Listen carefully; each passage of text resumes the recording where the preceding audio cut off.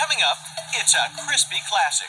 Batter up and find out how onions become a dead ringer for a deep-fried favorite when we continue.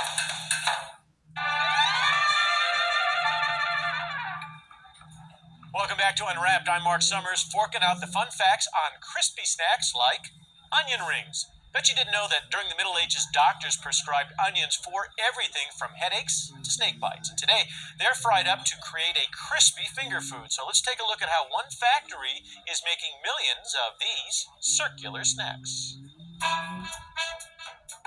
Whether served on the side or as a standalone snack, America's appetite for onion rings is continuing to blossom.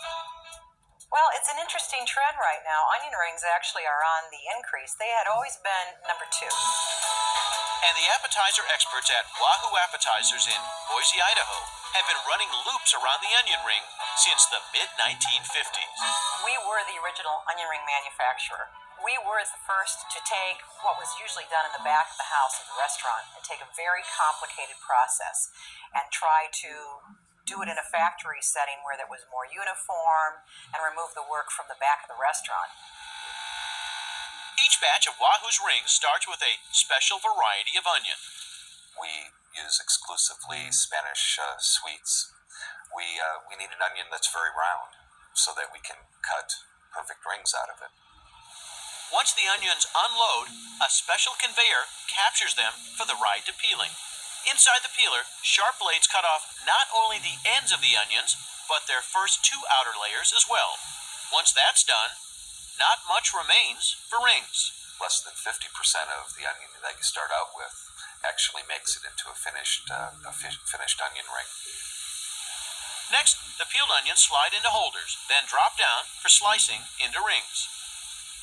We look for a minimum of 7 onion rings per onion to assure ourselves that the wall thickness of each individual ring is not too great.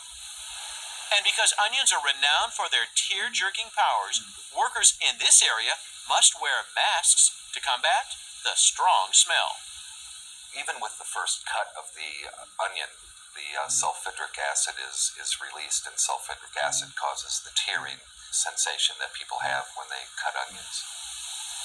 Next, the rings get a steamy soak. Those slabs of onions are then placed into a hot water bath where they're soaked to allow the waxy interface between the rings to loosen up. Then slabs transform into rings on what's called a de-ringing conveyor.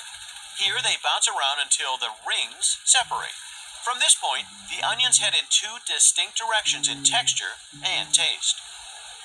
The first group rides under a waterfall of batter, then into a breadcrumb shower. After 2 layers of the wet-dry mix, workers carefully pack these gourmet breaded onion rings into boxes by hand. The other group becomes a style of onion ring called batter fried. After being completely coated in the batter mix, these rings swim through a vat of hot oil. It's absolutely critical that the entire surface of the onion ring is properly coated and that all of those coatings are in equal proportion.